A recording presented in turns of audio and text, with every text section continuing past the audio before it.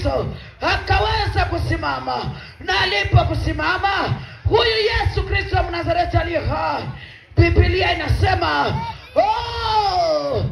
akamwambia ule mjane, usilie tena. Jambo la pili, Yesu akamwonea huruma.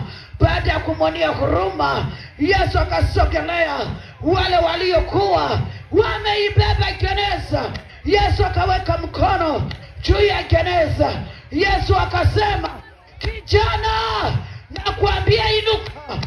Maiti iliyokuwa naenda zikwa kaburini, kwa neno la Yesu Kristo, maiti ikafufuka.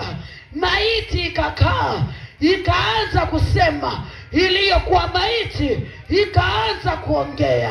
Sikiliza nikwambie, mwana wa Mungu, kama vile Yesu Kristo Mnazareti aliye hai aliweza kufufua mtoto wa mjane kwenye mji wa Naini, maana yake na kwetu hapa Nyasha, Yesu amekuja kufufua kazi za mikono za watu. Amen. Yesu amekuwa kufufua hata wale waliokufa dhambini.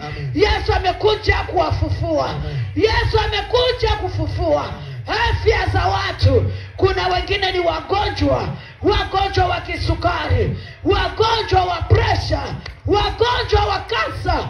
Ule Yesu aliyetenda kwenye mji wa Naini, hata hapa nchi ya Tanzania, ndani ya mkoa wa Kigoma, hapa maeneo panapoitwa Nyasha, Yesu ni yule yule jana na hata leo. Amen. Na hata milele. Amen. Na milele. Amen. Biblia inasema kwa kila aaminie yote inawezekana. Kwa nani? Kwa Yesu Kristo Mnazareti aliye hai.